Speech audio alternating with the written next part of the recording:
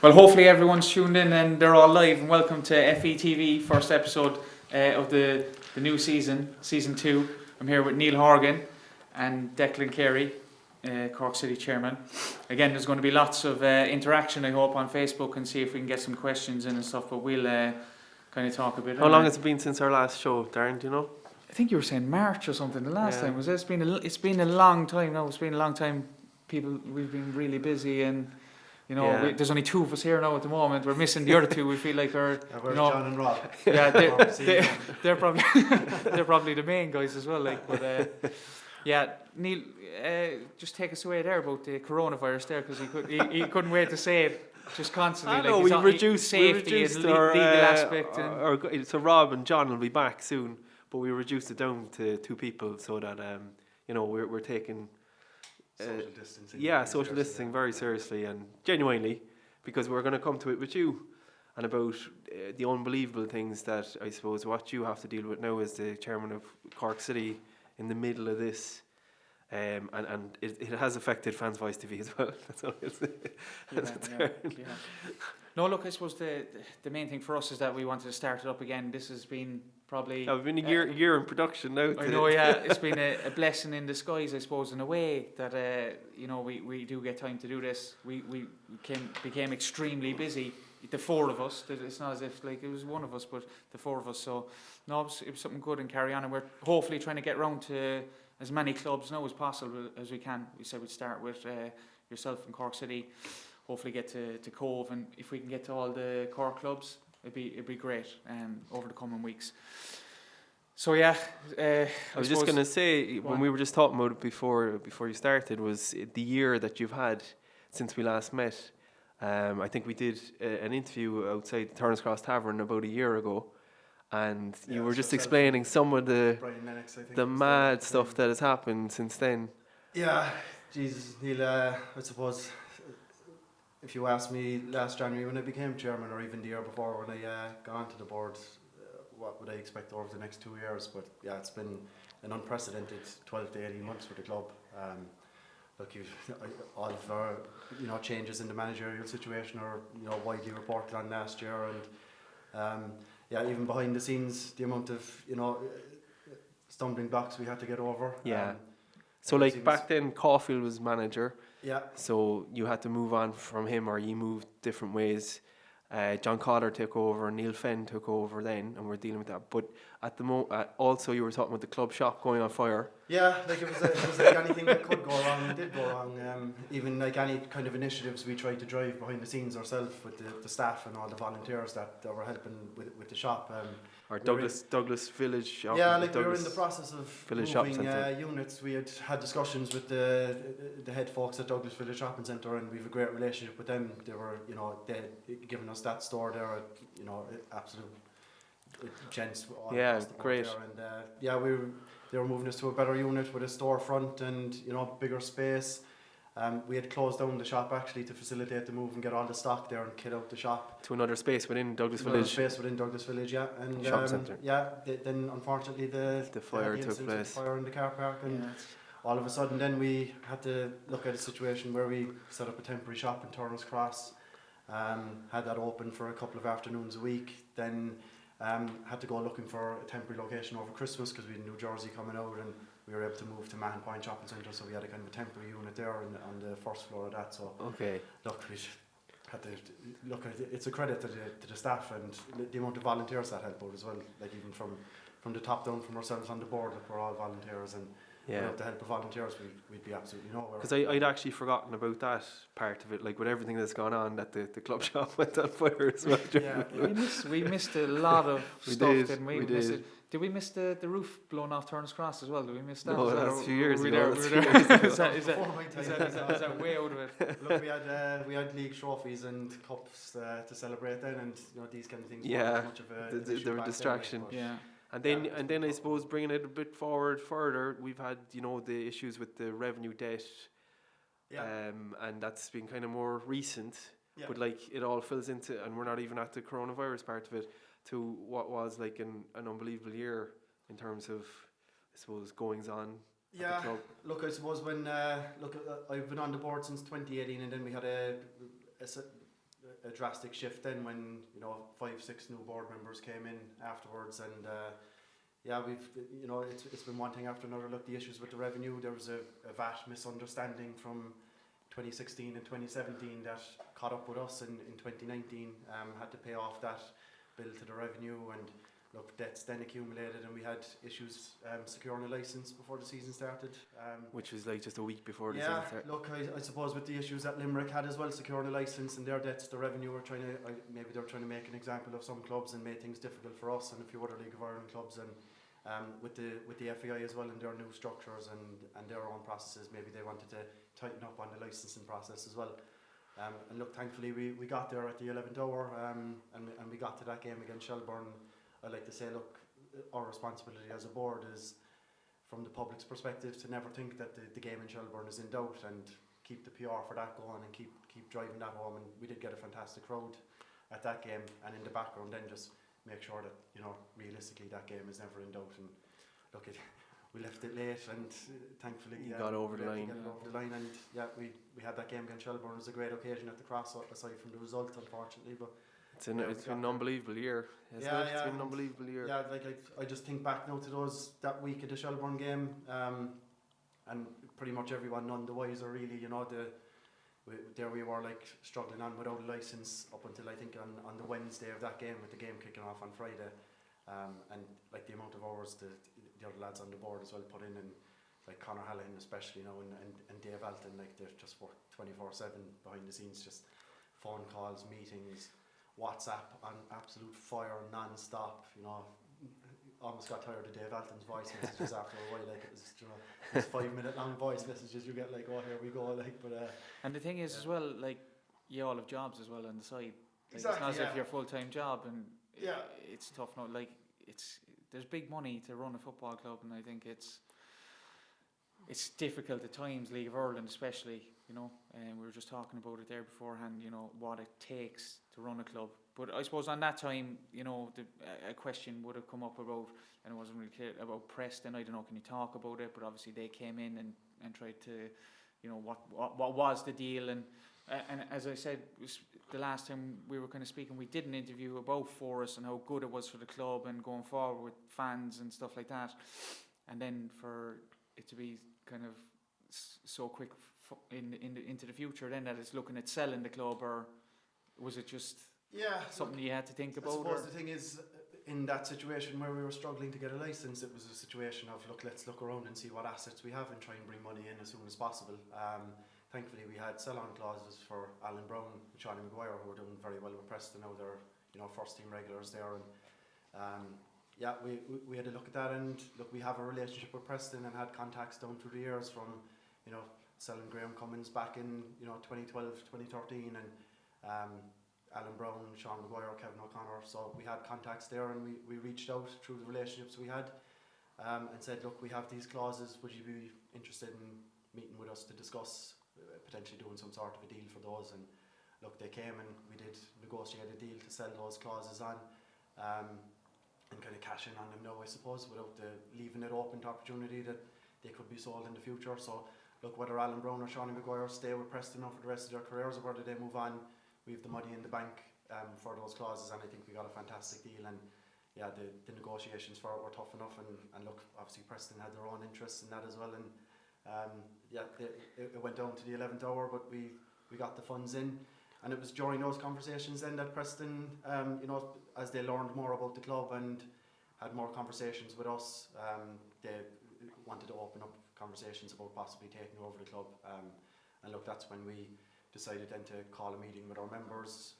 We filled them in on the licensing situation that we had struggles with, gave them a current kind of picture of the financial state of the club as things stand, and gave them an update on Mr. Trevor Hemming's interest. He's the overall owner of Preston through Grovemore Limited, and their interest to acquire Cork City FC.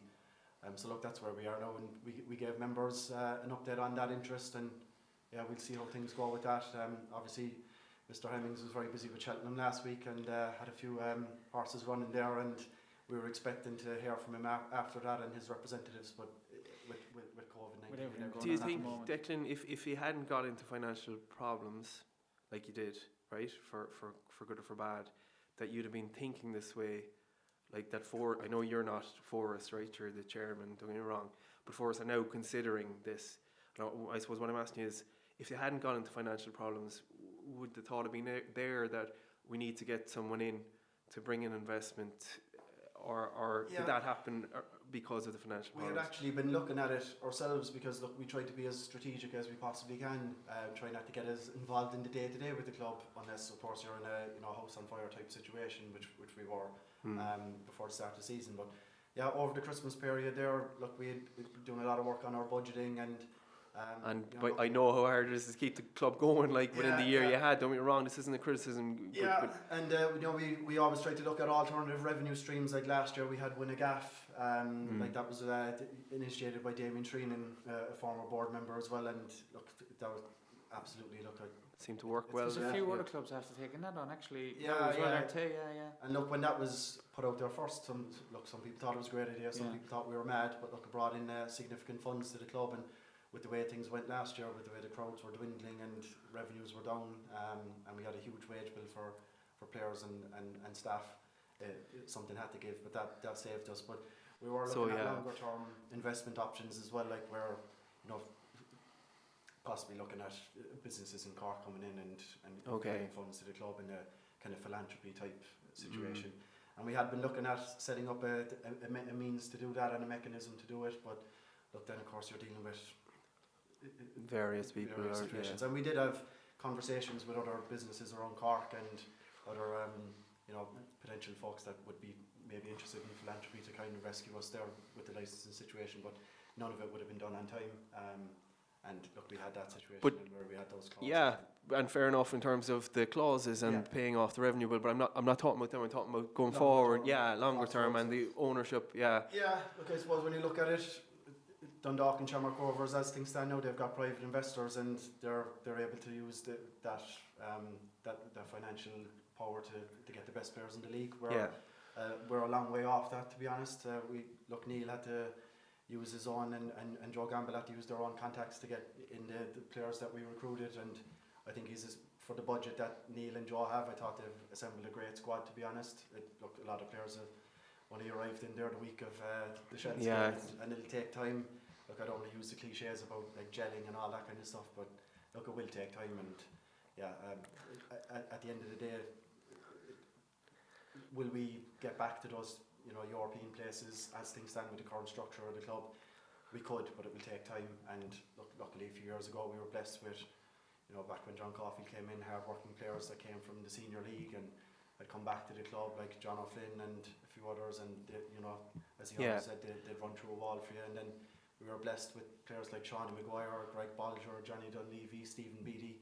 These are generational players that just came in and brought the club on as well and got us back into the Champions League, and we were blessed with them. And but it does seem to be like we're at a kind of crossroads now in terms of where Forrest goes now.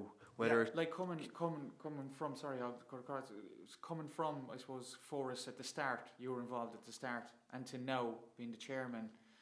Like, do you reckon you can have a fans-only club run in League of Ireland? It has to have investors. Like, where's your stance now after seeing from the bottom to the top? I wouldn't say like you can't have a fans-only club in League. Like, look at Bohemians; they're 100% fan-owned as well, and they got back into the Europa League last year, and it took them time. They promoted within the club, and they have an academy arrangement as well with a local club in Dublin, and they were patient with it. Do they lose their best players as well to like Dundalk and Rovers? Potentially, yeah, but they've been patient with it. They've got a manager there, and they believe in him and get behind him. And look, no knee-jerk reactions from them over the last few years. Rovers were the same as well, and they got to the stage where they eventually moved to the private investor model in the last 1 or 2 seasons. But yeah, look, could a club survive at a fan-owned model? Absolutely. If you budget correctly, budget prudently. But will football fans be happy with that? I guess I'd put it back onto you guys. Like, ultimately, fans want to win football matches. They want to go across Europe and travel to far distant places in Lithuania and Estonia and up in Scandinavia, and they want to experience these things. Will they do that? But can you do both in terms of like giving away 49%, say example?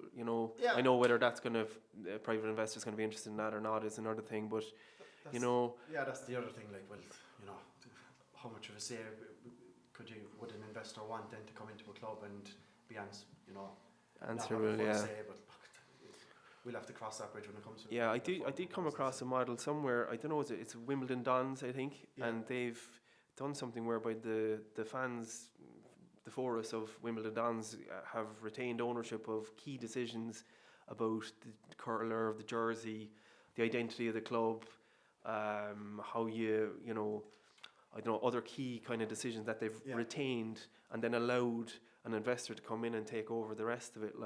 And I think there's probably room for manoeuvre but that's because you do want, just as a fan or as someone who's played with Forest, all the good work they've done to get to this point.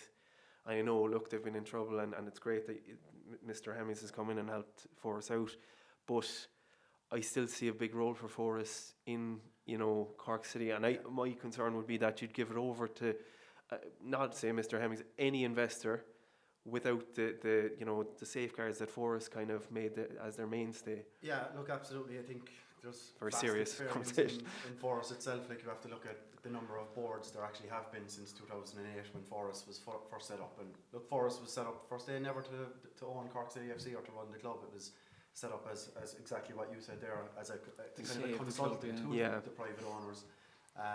And Forest did actually vote back in 2009, the time of the club going into liquidation and examinership, to go in with an investor, two investors, I believe there were at the time. And look, the FAI didn't grant a license under that model, and Forest had to go into the first division on their own then, and that's how it happened. It was a kind of an 11th hour decision as well. And so it would be great if Forest, going back to that, maybe were able to be kind of still safeguards for the club, and kind of picked the best investor, not just maybe one who's come in at their own, and he could be the best one, get me wrong, or the only one perhaps, but I mean, have we looked into everywhere possible for that, is another question. But it would be great if Forest were in that position to make those decisions, Yeah, and look, with all the stuff that's out there in the media now about Mr. Hemmings and his interest as well, that may spark more people to actually think, I think it will. Look, I think it would. People think Forest was a closed shop for this type of investment over the last Probably decade. was. Probably were, because of fans suffering from PTSD of the eras. Yeah, that could explain it actually. It was to keep it to ourselves, which I could understand too. Exactly, yeah. Look, maybe with all this stuff in the media, that might bring out more interest. And look, we're open to any potential interest on that. Well, that's good. If someone comes and they're really serious about being interested in coming into the club and offering help and support. It's the easy needed. The easy questions out of the way now. Coronavirus. Yeah, where are you going to go? So with the coronavirus coming in, I suppose you're looking at other revenues, and you've brought in other things. And to be fair, you're pretty decent at that now at the moment as a club, well known around Ireland and probably UK as well for it. So I suppose question is just on that whole thing. How much of the club is self-sustainable with online platforms and stuff like that? Because you have your app, and you're heavy on Twitter and stuff like that. And I suppose a lot of fans would have those questions as well, like what are they putting up now, or where are they going, or I think there was one there. What was it someone put up about the Polish crowd or something? Hey, we're Cork City or something, or that time ages ago. No, can't remember. Hey, but there's even more online presence by the club massively. So with merchandise and online now, say give a percentage over a year, and obviously it changes from a year to year, but a rough percentage. Very low, is it? Yeah, it's completely shifted. Now we're probably maybe 80% online versus 20% just on match nights. Look, as you don't mean revenue? No, I'm talking about revenue. Yeah. Oh yeah, revenue. That's the way it would be now. Over the last year, when we had the unit in Douglas and Matt. So 80% merchandise and online, and then 20% merchandise at this moment. Just merchandise. Yeah. Okay. If you look at last year when we had the unit in Douglas, it would have been 60-40 in favour of the physical shops. Okay. But, look, since our arrangement with Man Point has finished after the Christmas period, now we're gone fully online. Okay. And we were going to have a pop-up shop in Bishopstown for the academy matches and women's matches, and then have the match night shop as well, and then online. That was our plan. Of course, then coronavirus came in. Yeah. No academy games, no match nights in Turner's Cross, so we're now 100% online really. Okay. And look, we've Dave O'Rourke as our merchandise guy, and he's working hard on that, and yeah, we had a sale for Patrick's Day as well, 17% off, hugely popular. We're going to launch our away kit as well, our new red Adidas kit this week. And as you said, there's been major steps, in fairness, online. Yeah, I've always been a big fan of the digital space of the club. That's where I started kind of volunteering and helping out with the club first day, close to 16, 17 years ago now. So look, that's where I'd have a strong passion for as well, and it's where things are going with clubs as well. And yeah, we launched the app a couple of weeks back. Another huge milestone for the club as well. Not many League of Ireland clubs, if any, have their own mobile app that's regularly updated and maintained. And yeah, we're fully online now with the online shop, and to help combat the impact of COVID-19, then we're doing the streaming activity there as well on Friday nights and Mondays now for when games should be taking place. Yeah. And look, while the initial response has been good, it probably hasn't been good enough to well, you're never not having games. Yeah. But look, I would just encourage fans there to really support these initiatives. And the games you have are Bayern Munich. We've Bayern Munich away. So we've kind of gone for the rare ones that people wouldn't have seen. Like as much as it's a monumental time in the club's history, I think everyone's seen Dave Barry's goal now against Bayern Munich at Musgrave Park. Everyone was there apparently. Anyway, Go back, but I wasn't. Yeah, so the Bayern Munich away game, massive. The club playing in that size of a stadium, and then the Galatasaray away game. I've seen stills of that footage, and the stadium is just absolutely on fire. The Galatasaray fans and I think that would be great for City fans to watch. And then we have because Cork City nearly got through, and the Bayern game they did very well. I remember speaking to a few lads who played there and said they were actually in the game to right to the death. I think someone missed a big chance. It might have been Caulfield actually, or someone. Anyway, worth watching. Yeah, so Galatasaray away. We've 2000. Sean Maguire's annihilation at Dundalk from 2017. 3-0. Okay, very good. Well, himself, Dooley and Shepherd were on fire that night. So that's just a football spectacle. If you want to watch that game, it's great. Was that cup? Was that a cup match? It was the league game just before the break in Oriel Park. We went 18 points clear with that win. It was kind of Dundalk's last gasp really. If they beat us, they would have brought the gap down, but we extended it further. And then we have the most important one. Our famous 2005, the last one given. Yeah, you playing that there? No, I was next year. Yeah. You keep reminding me. All right, yeah. Where's your league medal? Were you with Cove at the time? Could have been, big money transfer. Yeah, big money transfer. The summer, yeah. Listen, it's great to see the initiative, isn't it? And hopefully fans will get behind it. And do you see more of this happening? In terms of, is there any FAI authority or approval needed for any of this stuff as far as? Yeah, there is. Look, we touch base with the FAI. We have a great relationship with their marketing teams and the new board overall. I think the relationship's positive, and we always touch base with them when we want to go ahead with something like this. But yeah, look. And in terms of the FAI new board, they've been positive in terms of League of Ireland. I can see that, but are we thinking that they're gonna? I suppose asking the wrong person because he can't say anything. But you've seen positive steps in terms of the League of Ireland specifically. Yeah, I think so. Yeah, definitely. And look, Niall Quinn was quite vocal as well. Before he came into his position about bringing the league to the forefront, and that's the way it absolutely should be in every country. The league should be your pinnacle of professional football in the country. It shouldn't be all focused on the national team and just trying to qualify for a major tournament. Should be the main focus. Well, especially to drive the sales as well. So as you said, 2 sell-on clauses there. You got straight away from Irish players, There could be more of that then as well. Yeah, they're giving footballers a chance to actually the best academies, the best facilities. And it will take time. It won't be an overnight thing. This will have to take multiple FAI boards, but they have to just build the ethos now, and in 5 to 10 years time is when you see the fruits of this. You won't see this in the next. For the men's and the women's games, the top league. And you can even see it with the women's games as well. To be fair, the FAI do a great job of covering those and pushing them, and they're shown live on TV now as well. Yeah, they're always it always looks great at Tala. And that brings us naturally on to the position which you may or may not be able to speak about, which is players' wages during the coronavirus. I know that the FAI approves the bailout.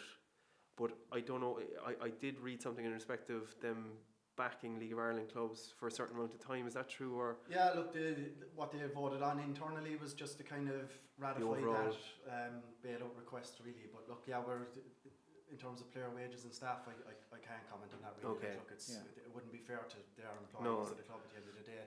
What I can say is that myself, the rest of the board, all the staff are working tirelessly, driving whatever initiatives we can to make sure that like things keep ticking over. But is that something that the FAI are going to be involved with, you think? Yeah.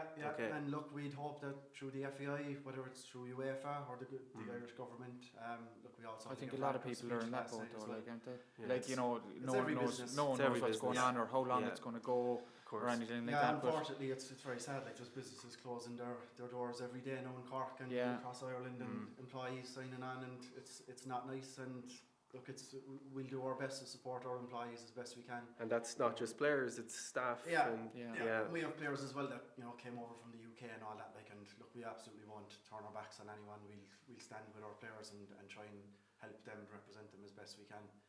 We owe them that much, really. Like, so look, that's our responsibility. It's a very challenging time. Like you were saying about the programs or the suppliers or whoever you have, everything is on hold again. It was the Bows game last week. I'm actually involved in the program myself as well. I put together the final design of it and sent it off to the printer. So I sent it off on Wednesday night, and it was Thursday. Usually they press file print on the program. Like, last minute, literally, like they pulled the plug on that. So like we would have been stuck with a couple of 100 programs for a game that was never going to take place.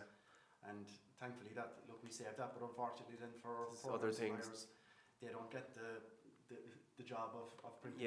They lose out on that then. Exactly. So it doesn't even affect just employees. It affects contractors and companies that we have commercial arrangements with. It affects our own sponsorships as well. Then, like companies that were booked in to be match sponsor for the Bows game or match sponsor for the Sligo game, like they're obviously not going to go ahead with that now, and they'll all be tightening their belts as well going forward. Like, so look, we have to tighten our belts. And everyone knows how serious it is. It's extremely serious. So like, all I can encourage fans to do is really support the club as much as you possibly can. Support all your local businesses, really. Like, but look, we have to look after the club first and foremost as a board, and for our staff, that's our main priority. Like, and we'll try and drive as many initiatives as we can.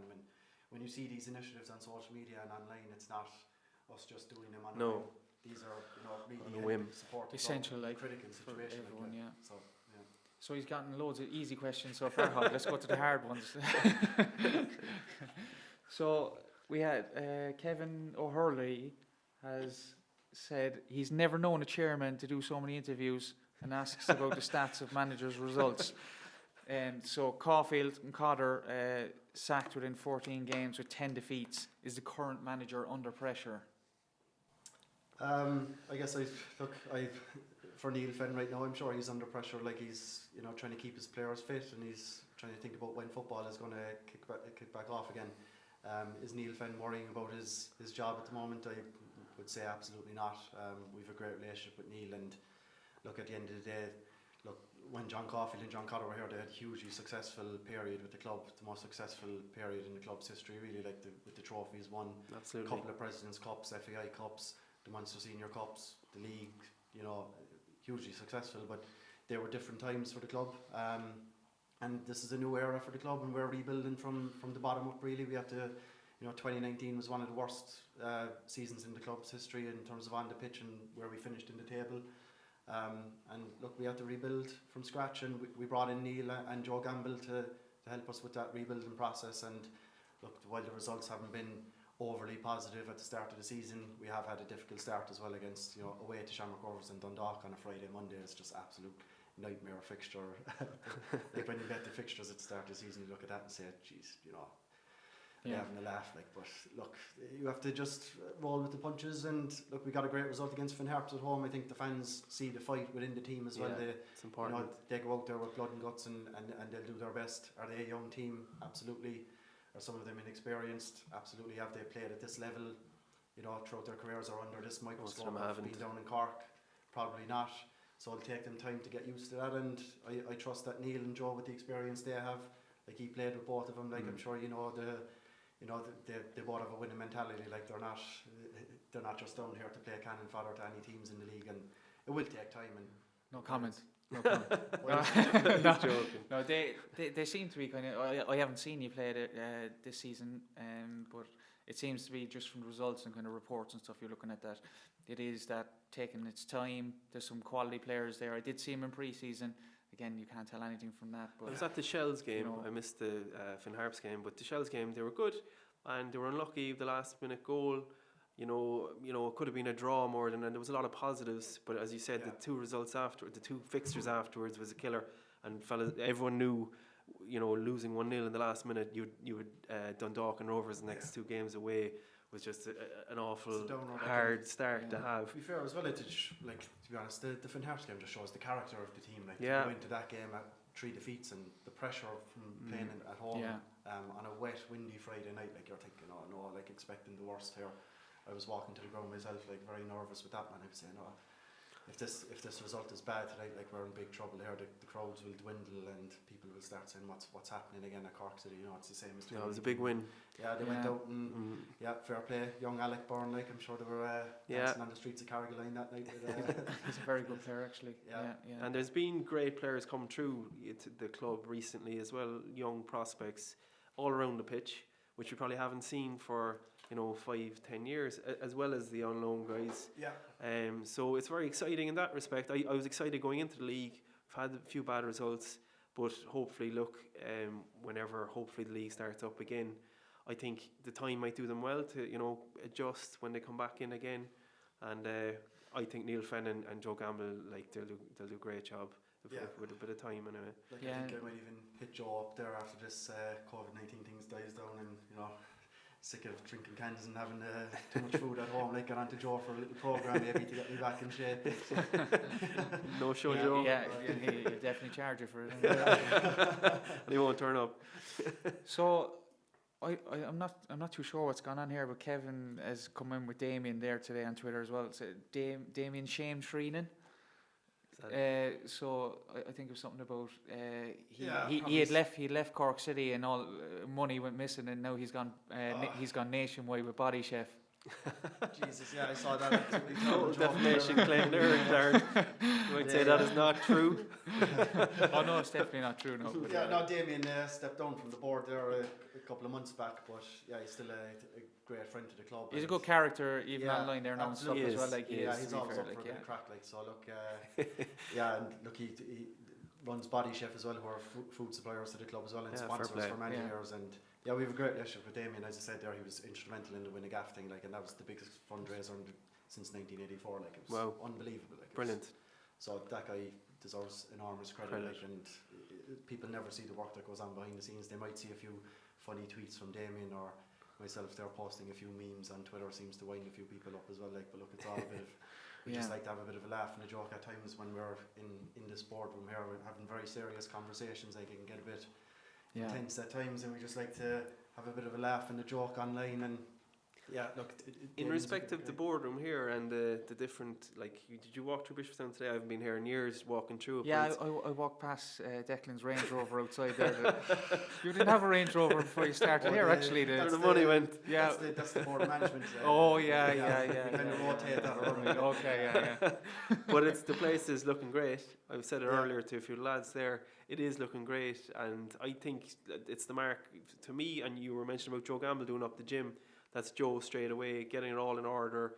I saw and I probably shouldn't have been looking at it, but the match day kind of schedule, the monthly schedule is out there in order, and it looks like a club that's been operated very professionally. And there's a new room out there for the players to eat. What do you call that room? I don't know, the mess room or whatever. It's just a rest area for the club. Yeah, no, honestly, very impressive. Station. But it's still freezing. It's still freezing here. That hasn't changed. It's a quarter in here, isn't it? But no, I genuinely great to see that. Yeah, there was a lot of work towards the end of last season. As I said, look, we're rebuilding the club from top to bottom. This isn't just about the squad. Like, we don't just plow everything into the first team. It's what do they need to make them as comfortable as possible and enjoy coming to training. And we sat down with Neil and Joe, and they outlined what they get rid of the rats. So look, there weren't rats here when we were training, but we thought there were, but there weren't. Back in the day, that was 15 years ago, maybe. Long time ago. Still standing, to be fair. Shocked. Yeah, we built that recreation area for the players, and we have there's a coaching room, isn't there? Coaching room as well, where they do their analysis of games, and there's a team meeting room as well. Yeah, it's great. It's great out here, as you said. Yeah, it's creating an environment, though. In fairness, it's that's what it's about. Yeah, the heating is the only Well, outstanding issue. when you bring players over from the UK as well, and you're looking to do a loan signing with a player from the Premier League or the Championship. Make sure they don't get too comfortable, is it? No, they're impressed with the exactly, look. yeah. These are the kind of things they're used to. Yeah. While we might not have the first class facilities that a club like Arsenal or Birmingham have, we get great feedback from players coming from those clubs. Throw another wobbler at you. Glenmire, is that on the pause? Any status update on that at all, or everything now is Yeah, it's allowing for definitely. Look, there was an announcement made by the government on it a couple of weeks back, and they committed the funding, and they're waiting on funding from the FEI.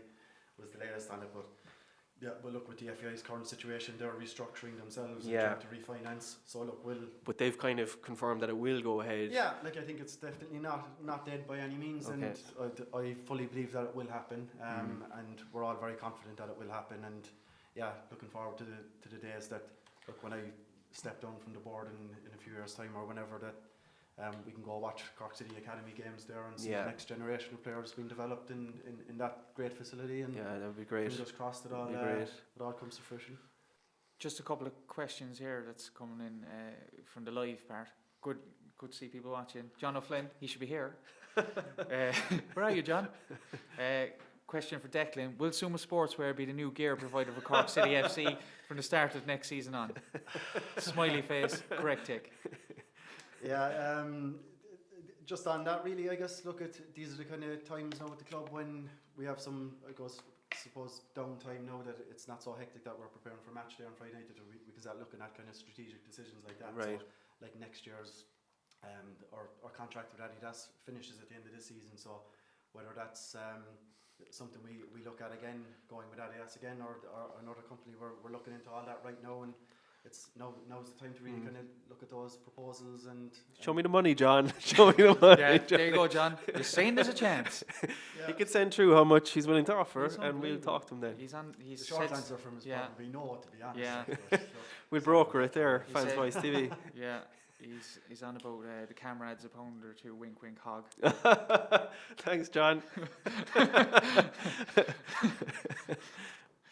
So there's a few shout outs as we're live. So Conan Byrne is walking from football club to football club today for the Irish Cancer Society in Dublin. He went is he running or walking it? I think he's walking. He's walking. Yeah, he's walking a marathon, isn't he? Yeah, fair play to him. Yeah, that's great. Yeah. Would you walk the Cove? From where? From Cork, from Turner's Cross. From Turner's Cross to Cove? Yeah.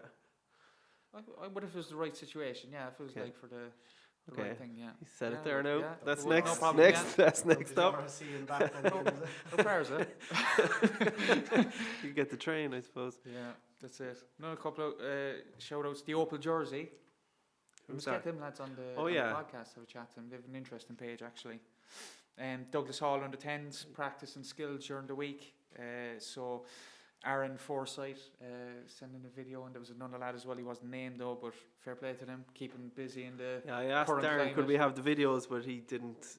Your technical skills didn't. To be fair, I was lucky to get this much set up, and to be fair, you just came in and just started talking on the mic, which it pissed everyone off. But we won't say anyone. Episode 50 odd of FansVoiceTV, but he was like a guy doing it for his first time. It's up with you. Shout out to Springfield Ramblers again. Desmond, who's doing some skills. Another nice video. It would have been another nice video there, but we're just not there yet. But you know what? We might set up a Patreon, and you could get us there. You know, you never know. You never know. George O'Callaghan, toilet roll challenge. Yeah, I saw him doing the toilet roll challenge on Facebook. Tony Tobin. The king of the toilet roll keepie up, he's like. And I just wanted to say, he was using an industrial size toilet roll, which we feel is breaking the rules. Yeah.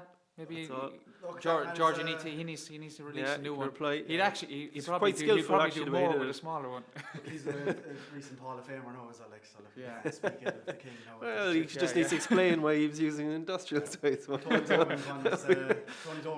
Tobin's, it's very good. Tony Tobin's was very good. Did you see it at all? How did he do it? Well, if we had the video now. Very good, to be fair. He should actually say a poem while he was doing it. Fair play to Tony as well. He actually raised the good few bob for Marymount last year as well. He's a fellow author like yourself. He is a great guy. He's a great guy. Yeah, so. Do you have a book? I have 3 books. Darren. 3 books? God almighty, I never knew. So yeah, send us your skills. Send us your videos, and we can maybe start putting them up there and stuff. As well, shout out to coaching. There's a lot of fellas doing like one-to-one coaching sessions now around Cork again. I don't know where it falls in with coronavirus, but them to be doing it is great to see. So you see our coaching there, Craig, and then Kieran Riley with Ringman, who's doing like little kind of camps with little kids and stuff like that. Yeah, some great drills and stuff. Yeah, if you want to get any ideas. And Conor Mead as well with Maximum Football. So again, some great options. I think something maybe as well, you know, if you're with Cove Cork City or something time off there now. I know he did Kevin O'Connor at Waterford, and you know, there's these options around the place now, which is really good to see. What's Kevin O'Connor doing? Kevin O'Connor was doing a football session with Conor Mead. Oh right, yeah. Okay, like a one-to-one. Yeah, one-to-one, kind of keeping sharp, and you know, it all has its benefits, I suppose. Yeah, I know. Especially in these times. Our players anyway have their own programs and stuff. Yeah. Fit, like, you kind of have to. It's especially I don't know what the lads are doing in the UK. The full-time clubs, or they're probably not in, or are they in certain groups or something like that? Some clubs are bringing players in smaller groups, and I think smaller groups is the thing to do. To be honest, maybe not with the club, but like if you were training with 1 or 2 other guys from the club, maybe that would work out well for you on your own. Like our training is fully suspended anyway at this stage. Is it? Yeah. So look, as I said, they have their own programs, and a nice sneaker in the way now. John O'Flynn come up with another beaut. Are you playing solitaire? On your computer? I might as well be. Yeah. I'm winning as well. He doesn't know how to play, John. Answer this question for you. Where are you? Yeah, that's a good question. Yeah, that's a good question.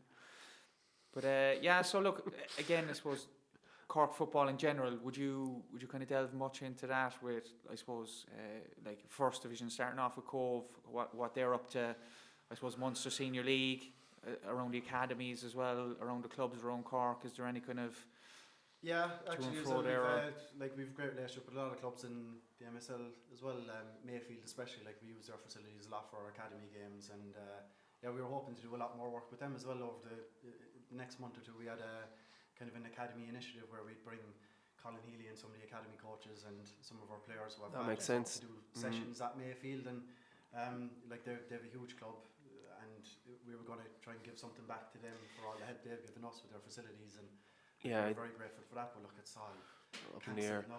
But I think that's something the club should do in the future. Oh yeah, absolutely. It's something we've come in, and look, we don't want to be at loggerheads with any clubs across the Munster Senior League. But I think maybe that offering those coaches, be it Colin Healy or other guys, right, to say Douglas Hall or Quinty's occasionally or whoever, particularly in the situation where your players are coming from those clubs, I think that's a nice kind of absolutely look at exchange. It's tough for them clubs as well. Look at I see a lot of talk when our under 13s revamp the squad as well every year, and they bring in new players from the Kennedy Cup teams, and look, it is tough. Like, look, the FAI have restructured those age groups, and it's not nice when you lose your best players. Like it happens to us as well. They seem to always go to Preston for some reason, but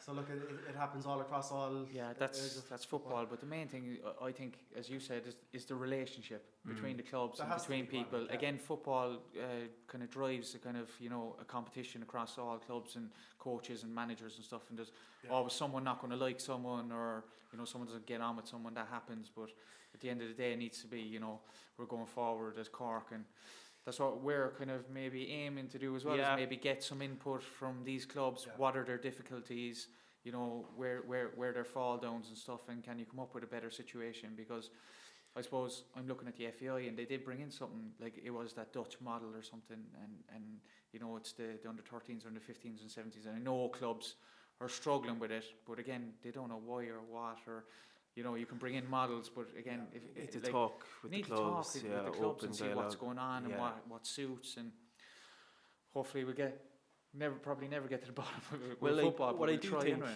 and I've noticed this as no longer a player, when I either with FansVoiceTV or with Mark Herrick and the Head Right Sports, is when I go to clubs now with those bodies, there's no competitive edge.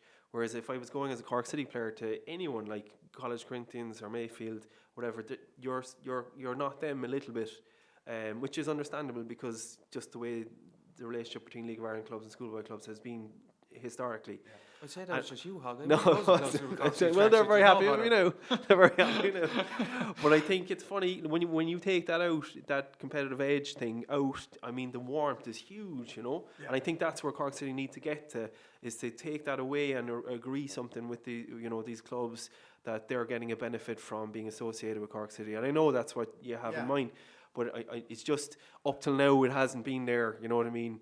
In my experience, every home game, like religiously now, for every single home game, we'll have half-time teams, and they come out and do. Yeah, that's brilliant. Yeah. 13s or Carrigaline under 12s or under 11s, and they come out and play at half-time, and that's something that's one of the first things we do for every game, like, is book that in, and that helps you build relationships with clubs. Yeah. Well. And look, it helps them as well. You know, you get parents coming to games then, and they see the bigger picture, like, and like it's all about the relationships, as you said there, Darren. It's, you know, like, ultimately, it'd be great if those clubs felt like they were part of Cork City, of the tree, like they're the ones kind of building it, you know. Yeah, but we're a bit away from that now, but general, there's Cove there as well, obviously. Like, you know, 2 Cork teams, you know, like, it has to be that they're all benefiting from it, and there's that bit of, you know, like, you're stealing my players or taking my players. It's actually, you're actually bettering the players, and at times there's different scenarios for that as well. Is there any model whereby Monsignor League clubs could become part of, I know it's a bit off the charts, in some capacity, that they would have a share as a group in Cork City? Like, if we're giving away, you know, whatever percentage to, you know, some investor guy, let's say he's taking the majority, and Force are keeping a share. I know you're not giving away anything for free necessarily, but it would be great if they had a stakehold in it as well. So then, like, they're actually invested in it. Yeah. Do you know what I mean? I know that's a bit. Yeah, it's more of a longer term. Longer term, I suppose. Yeah. The only thing you're probably fighting there then is that, are you talking about, like, shared, like, if a club then wasn't producing players to no, it wouldn't be based on producing. Saying, oh, we're getting all the players and we're getting the same share and stuff. Yeah. Because that's a small thing, but that's where it kind of starts and happens. I know what you mean. Yeah. We've had a great relationship as well with UCC. Not just obviously they're our main sponsors, but the fact that's been a major bonus for the club. Sean McLaughlin, and, you know, players have gone from our academy to UCC and back again, and now he's gone off to the whole, obviously enough. Like, it's a model there that maybe could prove, you know, to bear fruits in years to come again. And look, even with UCC there as well, like, we had a friendly cancelled in pre-season, like, but, you know, pick up the phone and we were able to get a friendly with them in the Mardyke later that evening. You know, it's a massive partnership. It's a massive partnership. We'll talk over the next couple of weeks about kind of how we can improve that with clubs and see where it goes. If it goes nowhere, it goes nowhere. But if it does, hopefully. Greg O'Halloran has come in the podcast. Get the Cork City Legends team going. All the ex-players representing the club again, and get us all back to watch the games together at Cross. Thanks, Greg. Cheers, Greg. We actually have, like, a kind of mini kind of Cork City Carrigaline. No, we really, like, Dennis Bean is in the peak of his career at the moment. He is. He's scoring some goals as well, actually. We had Benno's testimonial as well there last year. Yeah. One of the highlights. It's good crack, that kind of stuff every so often, especially, I did, like, you look at the FIFA tournament, we'll talk about that in a second, but I know Greg was reaching out to, like, Prague and stuff like that, and Slavian Prague and stuff, and Celtic and stuff, and it could be just another aspect that you're getting, like, you know, something like, even if it was a Masters kind of thing where you put down an Astro in a car park or something, you know, and then that kind of a thing, like, Talk Greg now with the Shells Legends team at this stage, would he? Or he was only there a year or two. Well, he's got an option of 2 teams. So he does. Yeah. Greg's a sound fella. He's a great guy. He's mentioned that to me before as well, about looking after the legends of the club a bit more, and definitely want to kind of sit down with him and chat about what we can do as well. And a free holiday every year as well, Greg. So you've enough in your hands now. Let's just talk quickly about the FIFA tournament. So that just kind of came out of the blue, really. Did you Leyton Orient? And your names are in amongst the top names in Europe and stuff. And a lot of clubs have different initiatives going, like, just to kind of keep things ticking along. And Leyton Orient went and tried to organise this tournament, like 64 clubs. And look, we jumped in anyway and said we'd take part. So Darragh O'Connor is going to represent us as Cork City FC in that tournament. I think we're playing Ross County. Hopefully I will progress to the next round. Like, it's kind of It'd be good to see something it, for fans just to keep an interest. Like, it is, the club is still definitely. active, and without games on, as I said, it's hard to have something to drive towards. And look, we hope. Is there any possibility? I'm jumping in on you now. Is there any? And I know it's not going to replace match day, income at all. Yeah. But in terms of streaming matches, say coronavirus never happened. In terms of streaming matches going forward, where you have match day income that you can. I know, is it that the FAI have traditionally kind of blocked it? Yeah, they have really. It was they had the rights to stream games whenever they wanted to. I think you saw it pop up there over the years, like random League Cup games or whatever they stream it on their Facebook channel But yeah, I think it's something that has to be built into the new participation agreement. I think it does, isn't it? And is that how you see it going forward? A new participation agreement between the FAI and absolutely, the clubs? And it tidies up all of those kind of rules that, to be politically correct, like maybe did not make as much sense to clubs as they did for the FAI. And it might have been balanced too strongly in favour of the FAI. Yeah, exactly. And look, the FAI, to be fair as well, did trial a streaming service as well towards the end of last season, and it was very good. Look, they had post-match interviews and replays and commentary.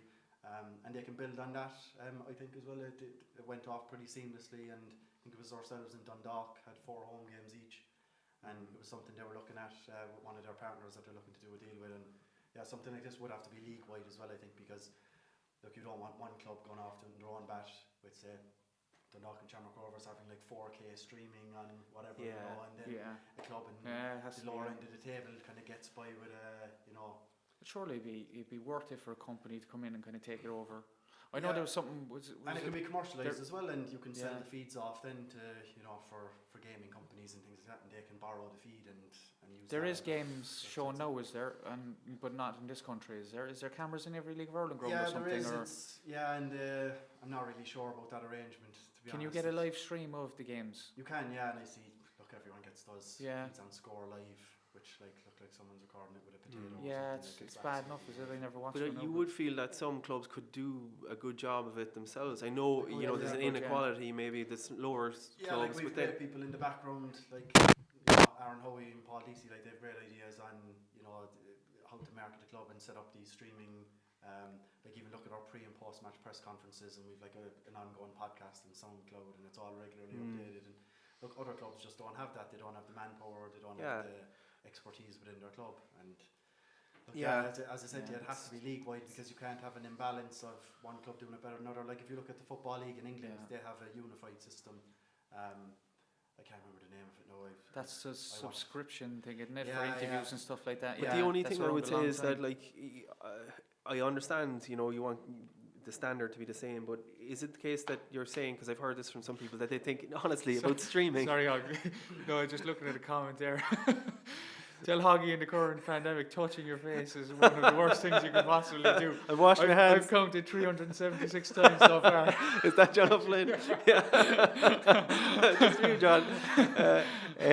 But with streaming, so say Cork City, the Emmett Malone recent survey on people who are associated with clubs, Irish people, right? And I think he said something like, using their kind of, gentle criteria, that there could be 100,000 people who associate with Cork City. Yeah. So Cork City huge, and like none of the other League of Ireland clubs featured at all. So you see, like there's a strength there that Cork City could garner, I suppose, or could, and I don't think they should be penalised necessarily for having that broad support. So I think there's room for manoeuvre in terms of, let's say it's a home game at Cork City, we get 50% comes to Cork City and the rest of it goes out to the club, all the clubs or something like that. Yeah. But I do think with Cork in particular, given that huge fan base, that is something that could be. Yeah, I suppose like Sleeping Giant and all that stuff. Yeah, well, I think you're looking at Australia and America as well. People watching games, huge in the UK as well. People could be watching players. Yeah, like I think you're losing out not doing it, and some clubs would probably think, no one will come to the games then and watch them, but that's not the case. It's not. Like, if that was the case, It's totally different. It's a different market almost, isn't it? Karen Lucett's kind of been looking at it a lot as well. Yeah. With commercial agreements and online streaming as well, and potentially. Does that form part of his kind of? Definitely. Yeah, okay. and using the match data as well and selling that on to different companies. Okay. That do. It's become extremely valuable, like match data from football games, and but I do think though definitely clubs have to all row in the one direction. Okay. Yeah, you have to. Yeah. Because it's like this COVID-19 thing at the moment. Like look, unfortunately, Drogheda are not able to pay their players, and will some other clubs now fall by the wayside over the coming weeks, and will that happen to us? And will you be left with Rovers and Dundalk? And what good is the league to them? Yeah, absolutely. So it's about sport. Everyone has to act as a collective and look at the bigger picture here. We all need competitive games. You're all dependent on each other. Exactly. Yeah. It's no good for us to think, look, I know. A team 2 places below us will go to the wall. Our happy days, like we yeah. move up a spot in the No, league. it doesn't work that way. That's not the right. I saw Drogheda against Cove actually early in the year. They were very good. They were looking like they're going to win the league from an early stage. And Cove were good too, by the way. And it's sad to see that, but I think they've made the decision early. They're part-timers that they just can't afford it, and they're going to hold off now, and they say they'll pay them later. Like over the next couple of weeks as well, I suppose. It's, as I said, is it a club going to go under, or is it going to kind of cut ties? And it's a difficult decision, but it's difficult for everyone, not just not just clubs and stuff. And people have to kind of understand there is a cut-off point, whereas you save the business or save a club, and again. You can have arguments all day long about governments and decisions and what they're doing and what they're not doing and stuff like that. There's to and for everything. But look, Greg has another question for you. It's Greg and John Flynn coming. Ask Hoggy about his open goal missed 2 weeks ago. So, we have video footage of that actually as well. We actually had video. I should have pulled that one up, Greg. Sorry about that. Yeah. It's funny actually. We got all this footage for the live streaming games. Myself and my brother, like it was a hobby of ours. Some people collect programs. We taped every Cork City match that was on TV. All right. Eventually, we got to a stage where we had so many games, we started going back in time. Then from before we went to games and got these Galatasaray games. Brilliant. Whatever, but just one game. It's the home game against Shelbourne. You got the goal with. Yeah. So like my job before I went to the cross was hit record on the VCR and head off to the ground, like, but.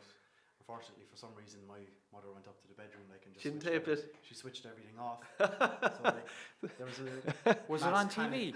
It was on TV live on TV. But can you not get it? Yeah, we actually tried. We got in touch with people in RTE, but for some reason, then that game isn't in. I'll give you archives. Mrs. Horgan's number there. She'll have it for you.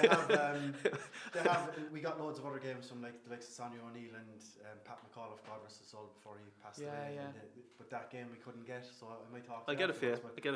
At a price. We did get it from someone, and look, fortunately, it cuts in just as. It's going. Greg O'Halloran was involved in the goal actually. Thanks, Greg. Was he? He was. Very good. Yeah. Joe Gamble knocked it back. Yeah. Could talk you through it there. Right. It's a good Your day. only goal. It's a good day.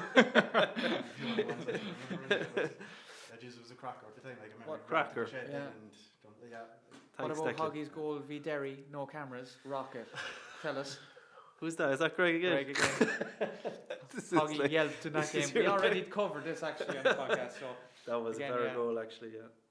No, so look, if there's any questions, especially difficult ones for Declan. Any questions about Darren's goals? Get him in there now. We'll ask him. But so that's kind of it really. Anyone that's listening to this podcast, we've done Facebook Live as well, so that's kind of where we're dipping in and out of it.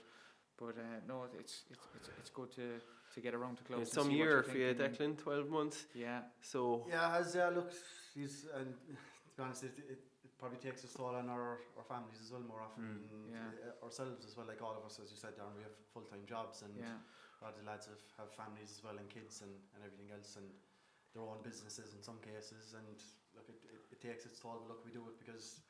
Look, we were elected by the membership. You can go on all day about we love the club and we're diehard Cork City fans, but we have to kind of take that out of it. Like, we're running a business here at the end of the day, and that business is in a critical situation now, as many other businesses across the country. And you just got to do your best. clubs is do our best. And if there's anything you want to say to people, what they can do to support Cork City at the moment, I think have a look at our online activities that we're doing. The Patreon scheme there, where you can watch those classic games.